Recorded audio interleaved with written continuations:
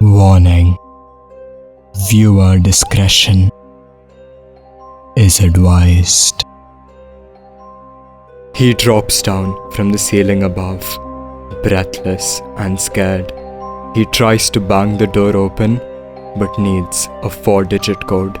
And then, the walls start closing in on him. He frantically looks for clues, but doesn't understand them. The walls move in closer, crushing everything in their path. He cries in frustration, and it all clicks.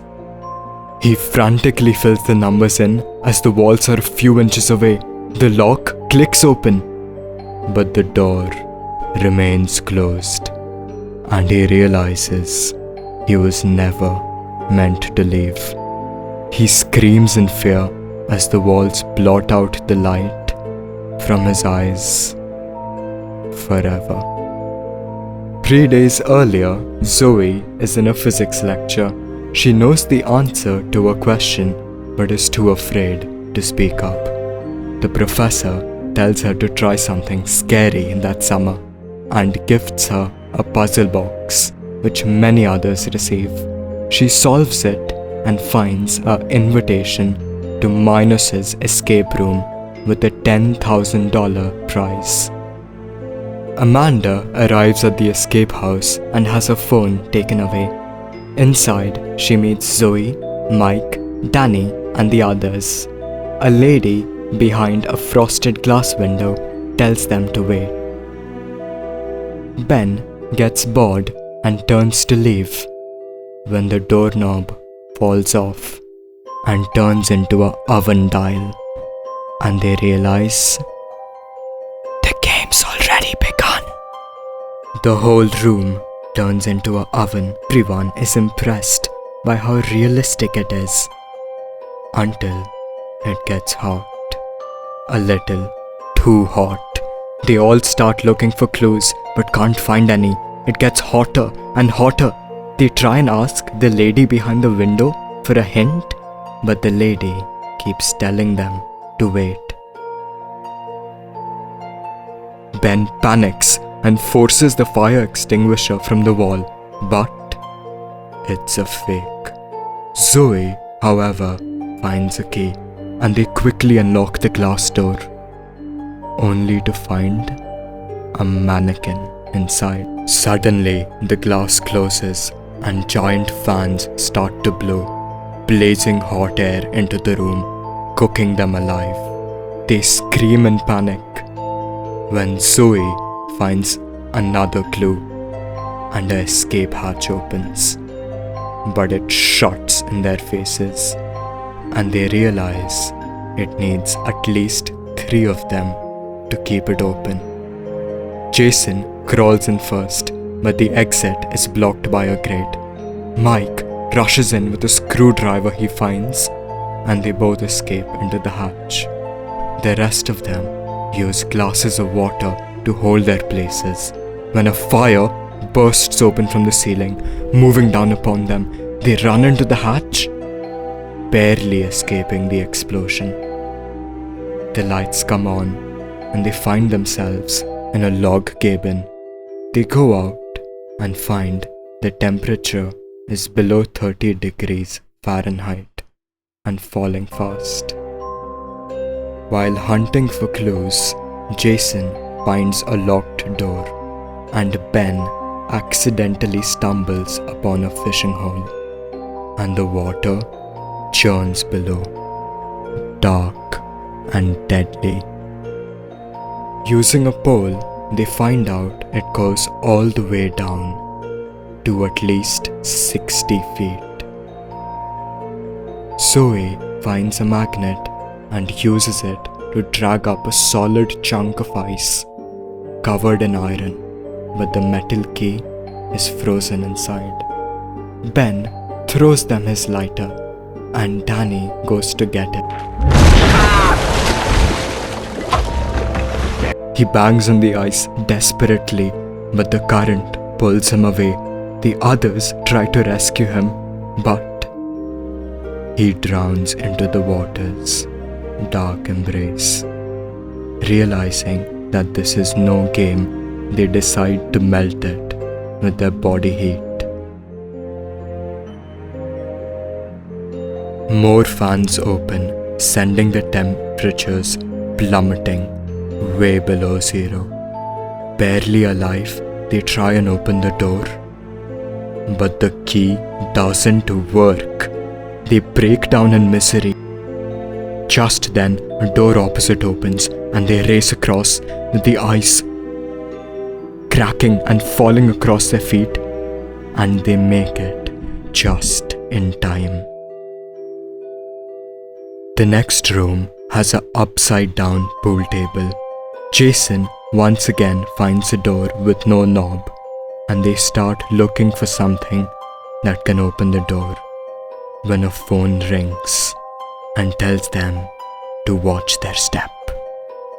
And the floor starts falling apart, revealing a 15-story drop below. Amanda jumps onto the pool table and finds a safe underneath that needs a 6-digit code. Zoe solves a picture puzzle and realizes another piece falls apart, and Jason saves himself at the last moment. Zoe realizes the colors symbolize balls on the pool table and is about to tell Amanda the code when she's knocked down and the floor starts falling beneath her. Jason grabs her just as the floor tumbles down, and Amanda unlocks the safe and retrieves the knob. But she's a far way off from the door. She starts to make her way towards them when she drops the knob and it's rolling away. She jumps onto the floor and tosses it to Jason, but the floor gives and she catches onto a phone wire and is saved and breathes a sigh of relief when the wire snaps and sends her plummeting down to her death below. It's dark and dreary and smells of death, and they see 6 hospital beds. They find out that all the players were sole survivors of horrible accidents, and the game is designed to see who's the luckiest of them all. Then a TV turns on, showing a 5-minute countdown and an open heart surgery, and tells them to push their limits. Zoe stops playing along with the game since the designer clearly wants there to be only one sole survivor in the end. Jason and Mike realize that the X-ray spells EKG in sign language. Jason finds the EKG machine and notices canisters of poison that will be released into the room once the countdown is up. Jason realizes the monitor needs to record a very high heart rate. He tries Ben, but Ben's heart rate isn't high enough, so Jason attaches the machine to Mike. Jason manipulates Mike and shocks him twice with the paddles until his heart rate is over 200. Mike flatlines and the machine processes it, but nothing happens and Mike is dead. The countdown ticks on. Jason figures out that the EKG will also need to measure a low heart rate before the door will open. Jason attaches the machine to himself and calms himself until his heart rate drops below 50 and the door opens. But it's too late and the gas starts filling into the room. The 2 men escape, but Zoe refuses to follow them and keeps smashing the cameras, convinced that she's right. The boys leave and she breaks the last camera, but collapses and dies. Jason and Ben enter a black and white nightmare. Ben finds a hatch in the floor. They get the hatch open and are about to escape when Ben's face starts melting off, and they realize they're hallucinating. A message tells them to find the antidote or the world swims around their eyes as they laugh and scream, cry and die. When Ben finds the antidote, and obviously there's only one dose, Jason playfully pushes Ben and snaps his leg like a twig. Ben gently touches Jason and something dark begins to pour out of his head. Ben injects himself and drops down into the hatch and falls into a room below, where the walls start closing in on him.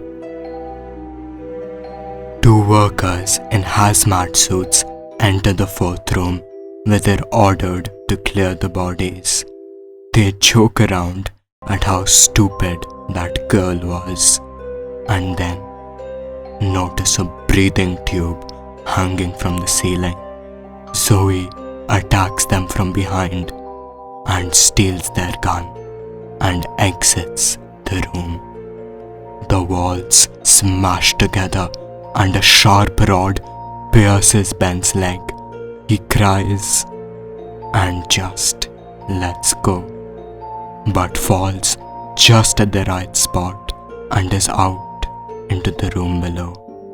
He enters a large room filled with computers and a screen showing the 6 contestants with each of their faces crossed out except Ben's.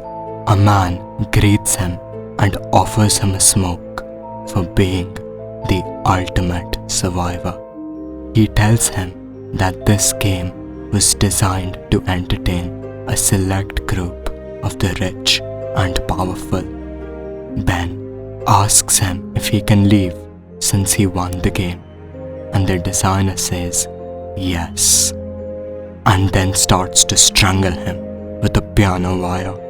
Ben has no fight left in him but tries anyways, and error, system override.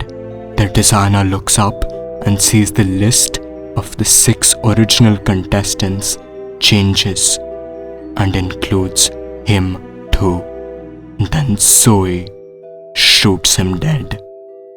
She tries to win back up and they both turn to leave when the designer attacks them and steals the gun. But before he can shoot her, Ben smashes him in the head with a vase and shoots him dead. The screen changes and shows the designer's face crossed out and Zoe and Ben listed as victors, and they flee into the warm city night.